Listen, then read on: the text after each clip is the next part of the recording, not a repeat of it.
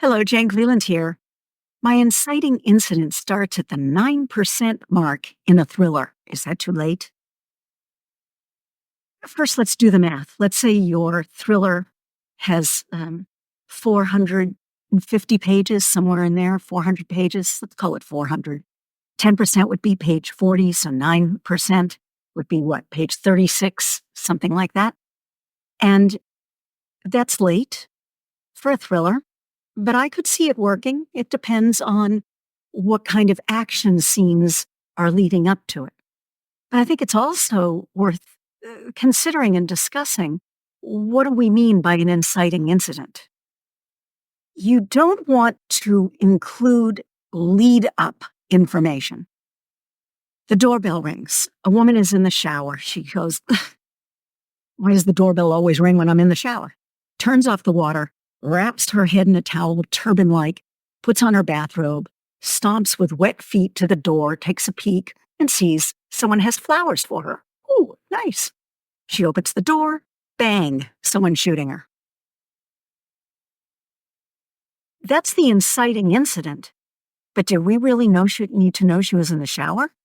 Let's have the detective 20 pages later, or 5 pages later, or 1 page later say, from the towel wrapped around her head and her wet feet, I bet she was in the shower when the doorbell rang. Boom, done.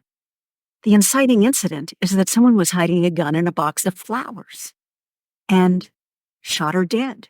It is that event from which your protagonist's life is forever changed, and there's no going back. Now, in that case, we're presuming the woman is not the protagonist.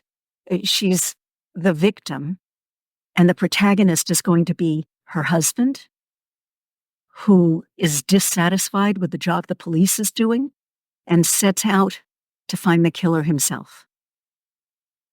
In that case, maybe we want to show the woman and her husband interacting for a few pages. 2 scenes. 1 scene. Love. Devotion. Empathy. Kindness. Something special.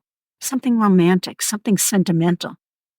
Now we understand the consequence of her being killed, and we know what it's going to do to him emotionally. Complicated. Figuring out where stories start and how much information to include before that precipitating event, it's very hard. But it's one of the secrets to success. And just remember that where your book starts almost never is where the story starts. Lots of things have happened that lead to this inciting incident. I'd love to hear your thoughts. 36 pages in a 400-page book, is that too far in? I don't think so. But it depends on the kind of thriller, depends on the kind of story, the style. I'd love to hear your thoughts. Put them in the comments section. And if this video had value for you, would you like it? Would you share it? Would you subscribe to the channel? That opens up features that lets us make these videos even more valuable for you. Thank you.